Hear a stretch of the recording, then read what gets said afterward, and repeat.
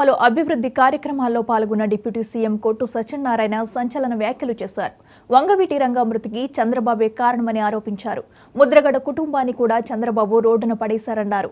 కాపు జాతికి దగా చేసింది చంద్రబాబు కాదా అని ప్రశ్నించారు. జనసేన వాళ్లు బ్లేడ్ బ్యాచ్లుగా తయారయ్యారని మండిపడ్డారు.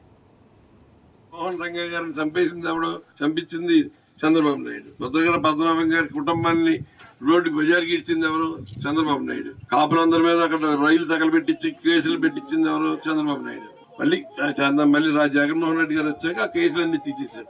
ఎవరు కాపులకి దగా చేశారు, ఎవరు కాపులకి న్యాయం చేశారు అంటే ఆ దగుల్బాజీ పేపర్ కి ఆ తప్పుడు అభిప్రాయాలతోటి ఆడికి ఉద్దేశపూర్వకంగా రాసే ఆ పేపర్ మనకి సిగ్గుండాలి. ఇవాళ మీరు చూడండి, తాడేపల్లిగూడెంలో మీరు ఎప్పుడో బజార్కో వెళ్తా ఉంటారు, ఎక్కడన్నా నా బ్యానర్ కనపడితే బ్లేడ్ తోటి కట్టేసేసి ఉంటాయి. అంటే ఈ జనసేనలో తిరిగే వాళ్ళందరూ బ్లేడ్ బ్యాచ్ అనమాట.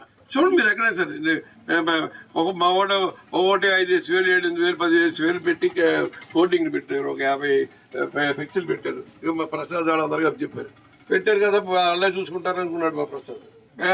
ఒక బ్లేడ్ ఎట్టి కట్ చేస్తారు.